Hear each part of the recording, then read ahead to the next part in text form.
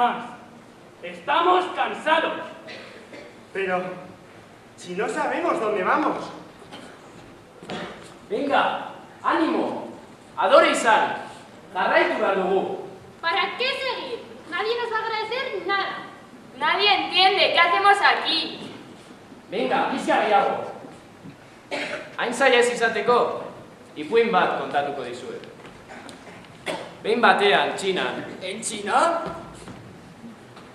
Soldaduek nekazari bat hartu zuten soldadua izateko. Eta harresi handitik harago eraman zuten.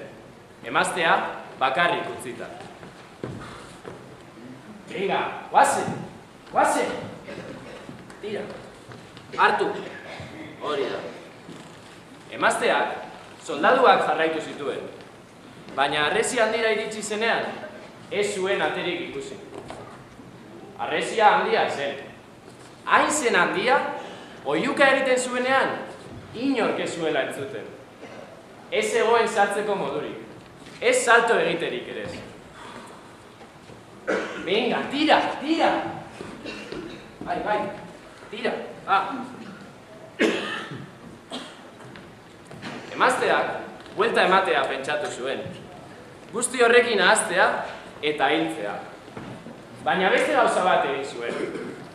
Hesiaren goiko aldera igotzeko modua bilatu zuen. Horretarako, harri bat hartu zuen.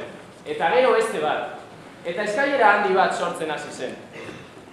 Eskailerak gora egin ahala, hesia gero eta txikiagoa egiten zitzaion. Eta emakume txinatarrak ulertu zuen, hesia ez zela hain handia. Eta beste aldera pasa ahal izan zen. Hesia ere, urrun begiratzeko eta bere bikotea topatzeko erabili zuen. ¿Por qué nos cuentas esto? ¿Quieres engañarnos otra vez? ¿Cuánto tiempo tenemos que seguir tirando? ¿Para qué sirve este esfuerzo? Yo ya paso de eso, tío. Esto es peligroso. Tú quieres perjudicarnos. No nos gusta tirar del carro. Es un esfuerzo. Pero, ¿dónde vamos? ¿Quién se beneficia? ¿Qué sacas tú? ¡Eso! ¿Qué sacas? ¿Más dinero? ¿Más ventajas? Tranquilos, tranquilos. No perdemos nada. Siempre podremos volver y aceptar lo establecido. Si no lo aceptas, puedes volverte loco. Así hacen la mayor parte de las personas. Se colocan, se acomodan y entran en el sistema. No hay otra forma. Lo demás son tonterías. Es lo más fácil, no hacer nada. Solo veis la muralla, no veis lo que hay detrás. Para salvar una lengua hay que hacer un esfuerzo. ¿Para qué? ¿Has calculado el riesgo que supone? ¿De qué sirve salvar una lengua? ¿Continuar con las subvenciones? ¿A quién alimentas? ¿A quién enriqueces? Landare eta baratza berriak asmatu behar dira. ¿De qué hablas? ¿De huertas? ¿De plantas? Baratza batean bezala, beharrezkoa da eskuzabala izatea. Daukasun guztia jartzea. Maitasunez, pazientzia handiz, eta etorkizunean konfiantza izanez. Bah, no queremos pensar en el futuro. No es interesante. Queremos vivir mejor ahora. ¿Quién estará aquí en el futuro? ¿A mí qué me importa? El futuro le interesa al que sabe que tendrá dinero para disfrutarlo. No importa quién esté, importa que tenga las oportunidades que nosotros no tenemos. ¿Cómo? Etorkizunean pentsatu behar dugu. Etorkizunean pentsatu? Baize, hori asmatzaile edo filosofo izatea bezalakoa da. Eroek baina ez dute etorkizunean pentsatzen. ¡Locos adinerados! Etorkizuna ez da existitzen. Egia da, heroek eta pioneroek baino ez dute etorkizunean pentsatzen. ¿Zeintzuk? Los pioneros, realmente los más valiosos de entre nosotros. Ellos no ven la muralla, trabajan para que el futuro sea mejor. Voy a contaros otro cuento. Otro cuento.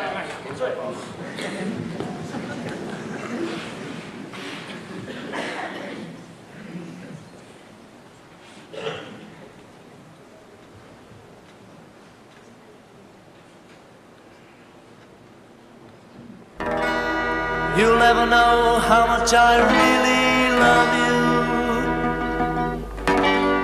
You'll never know how much I really care.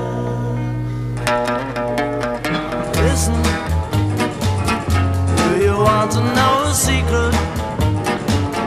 Do you promise not to tell? Whoa, whoa, closer. Cuando los peregrinos encontraron el mundo, en 1963, allí había varias personas con ideas de futuro. ¡Ay, Jafadre! My name is Martin. I'm a good man. I want to convince all of you that everyone is equal, although we may be different colors. We are all the same, and we should have the same opportunities to be happy.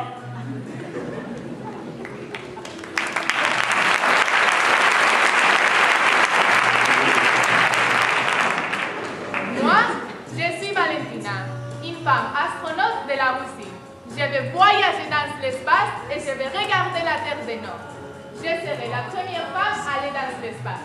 Il y aura le sentiment que la Terre est ma maison, la maison de toutes les personnes.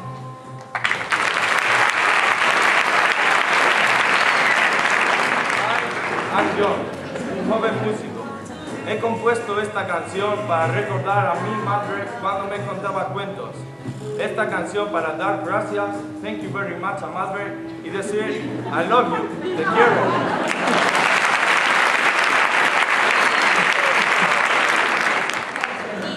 Itaskun naiz, ez du nire hizkuntza hiltzerik nahi.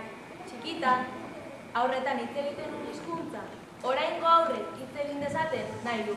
Horretarako, Euskaldun eskola bat ere ikiko du. Aurrentzako Euskaldun eskola bat. ¿El qué? ¿Eso existe? Hay otras prioridades. Eso no es importante. Pierdes el tiempo. Es inútil. ¿De qué te va a servir hacer eso? Ilegala da. Arazoak sortuko dizkigu. Oso arriskutsua zara guretzat. Norra engainatu nahi duzu. Umeak doktrinatzea, manipulatzea, politika egitea baino ez duzu nahi. ¡Sacar dinero! ¡Eso es lo que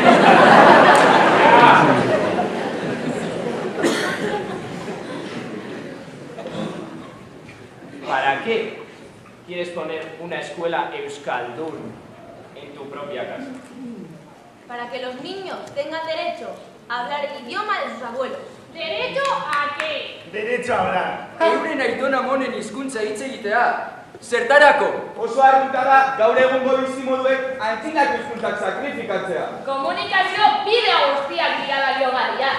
Eta bidezkoa, batzuk ondo eta beste batzuk gaizki hitz egitea. ¡Calla! Izaskun, ¿por qué quieres hacerlo? Pues porque es una suerte poder hablar euskera. Y yo quiero que todo el mundo pueda tener esa suerte. En aquel lugar del mundo, en 1963, se inventaron varias ideas que ahora son nuestra vida cotidiana. Ideas que mejoraron aquella sociedad. Los pioneros de 1963 pudieron disfrutar viendo que sus ideas eran útiles para todos. Lamentablemente, algunas ideas murieron en aquel 1963, pero una de las ideas sigue viva y podemos celebrarlo. Olabide ikastolako baratza hasi egin da. Hainbeste hobetu da, non hezkuntzaren kalitatearen sari bat ere irabazi duen. Europa osorako eredu bilakatu da. Eredu horrek gaur 50 urte betetzen ditu. Beilari hura gogoratzen ospatuko dugu. Bere etxea, umeekin euskaraz hitz egiteko, horietako 14rekin konpartitu zuen emakume eskuzabal hori goraipatuz. Beilari hori, pionera hori hemen dago, eta gu guztiok besarkatu eta maitatu dezakegu.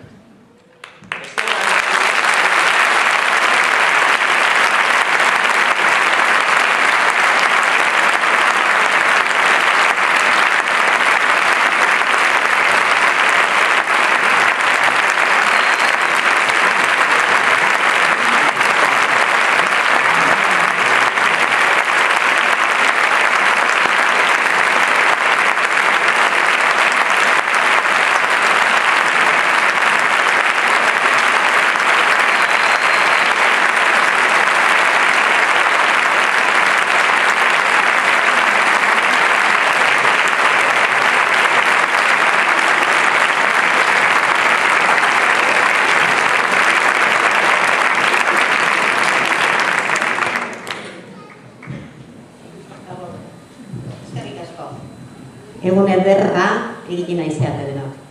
Eta guain gaur 50 urte hasi gendun lan txiklura zora da izan zen. Hasia benetan ona izan zen, Zaudete danok, eta hemendik aurrea jarraitu dugu.